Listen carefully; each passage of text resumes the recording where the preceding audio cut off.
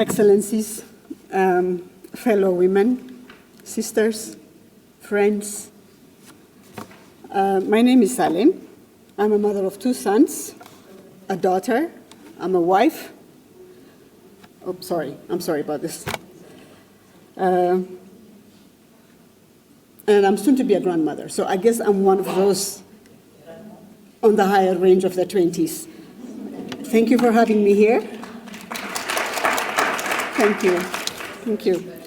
So I was born and raised here in Ethiopia, and growing up here, I'm very much aware of the lives of undereducated, underprivileged, and mostly women of urban and rural areas who are really suffering. And so in this agrarian society that we have, it's our mothers, it's our sisters who suffer the most. So we know that, and I grew up with that, I know that. I left Ethiopia in 1981 to go to college to the US, and after doing a Bachelor of Science in Economics and Business Administration, I married and moved to Canada. In 1994, my family returned to Ethiopia because my husband was commissioned to do NGO work out of Canada. So ever since we've lived here, but when we moved back, it was with the idea that we might be able to put in a little drop in the bigger ocean of the problem. Right now, I'm managing a business, Salem's Ethiopia. It's doing handicrafts. We employ about 45 people.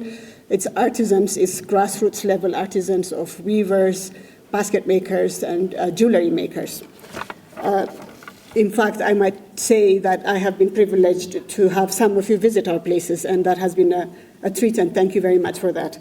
At Salem's, we believe that there is dignity when a person says and negotiates for something they make. If they say, pay me X amount for this, or forget it, that is empowerment to me. So how did we get into this? It's because of my husband's exposure to NGOs, and his career was rural development, and he did a lot of work in Africa, Asia, in India, in Philippines, and all that. And then when we were sent to do work in Ethiopia, he was saying, Salem, there is a problem with NGOs. They are excellent in alleviating immediate problems, but the long-term effect is very negative. It takes the dignity from the person. It takes the dignity from the people. So if a person says, I've earned this, there is power in that. So that's how we started with this vision of, actually the business is a fusion of passion, my passion for handicrafts, and the fusion of job creation and highlighting Ethiopian handicrafts. And we do believe Ethiopia has a lot of beautiful handicrafts in terms of textiles, jewelry, and basketry, and all that. So as a result of all this, when my children didn't need me anymore, I started the business. And I made it serious. But up until then, though, I was volunteering at different places and different places. So as a social enterprise, when you think of social enterprise, it's a for-profit business, but people don't go into it to make money.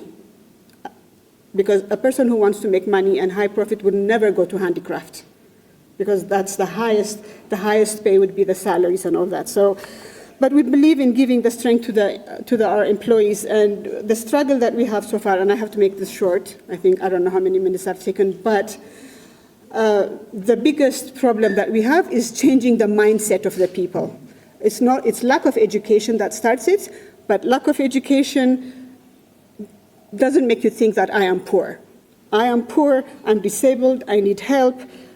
All these are questions of a mindset. So the challenge for us is when we hire these people, how do we start changing the mindset and then make them believe, yes, I can pay my rent, yes, I can buy food, yes, I can support my family. How do you make that transition from this to that? That is the biggest challenge that we face, and we work on that, especially with women. So we work with artisans, men, as I said, and we have men here, but it's very different working with men and women, In our company, the men make the more money, they earn the most money, but half of their money doesn't make it home.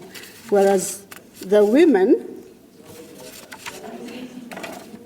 I can be questioned and I have proof. So anyway, I see her fingers up, and I don't know if it's a good thing to be the first, but I believe it's not, yes, bigger businesses are excellent, but me working with 12 women or me working with 10 women, changing their lives means they change the lives of their children. So the ripple effect is what we work on. Thank you.